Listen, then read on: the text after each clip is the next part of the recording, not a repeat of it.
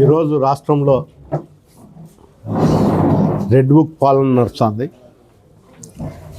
ముఖ్యంగా రాష్ట్ర ప్రధాన కార్యదర్శి అయినటువంటి గోరంట్ల మాధవ్ నోటీసులు ఇవ్వడం కూడా జరిగింది.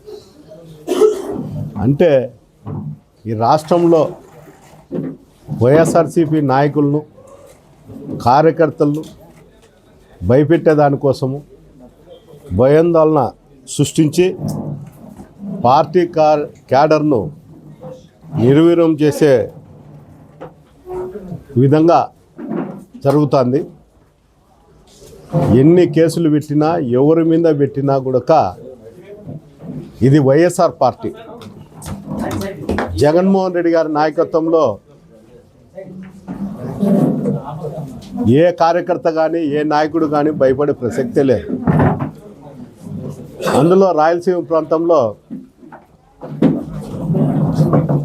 ఎప్పుడు కూడా కార్యకర్తలు కానీ నాయకులు కానీ దృఢంగా ఉంటారు. పార్టీ మీద నమ్మకంతోనే.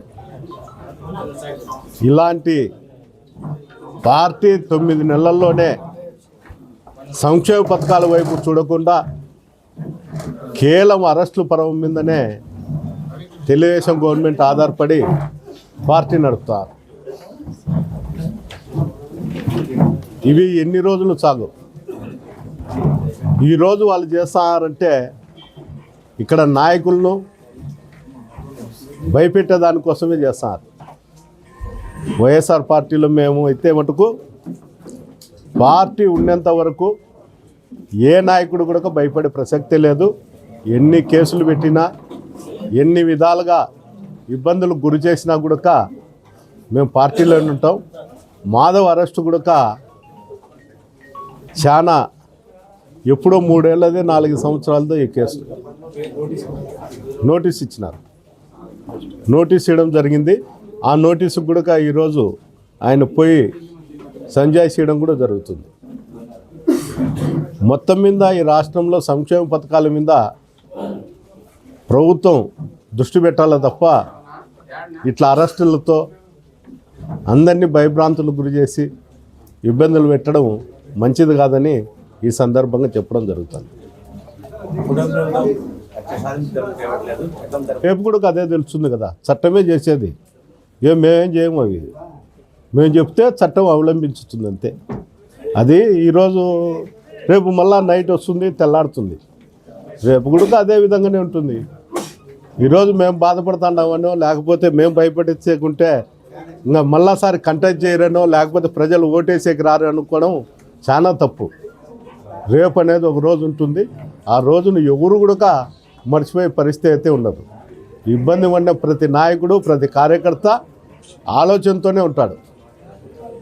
ఏంటికి ఆలోచనలో ఉంటాడంటే ఈరోజు ఇబ్బంది పడినాడు కాబట్టి వాళ్ళే చెప్తారు మీ ప్రభుత్వంలో మా వాళ్ళని ఇబ్బంది పెట్టినారని. జగన్మోహన్ రెడ్డి గారు ఎప్పుడు కూడా అలాంటి ఆలోచన చేయలే. అలాంటి ఆలోచన ఆయనకు లేదు, చేయలేదు కూడా. చేసింటే అది కూడా ఒక విధంగా ఉంది. ఈరోజు వీళ్ళు చేస్తున్నారు కాబట్టి చెప్తాండి. అది భవిష్యత్తు అనేది ఒకటి ఉంది. రేపు అనేది ఒక రోజు అనేది ఉంది. అది ఖచ్చితంగా వస్తుంది.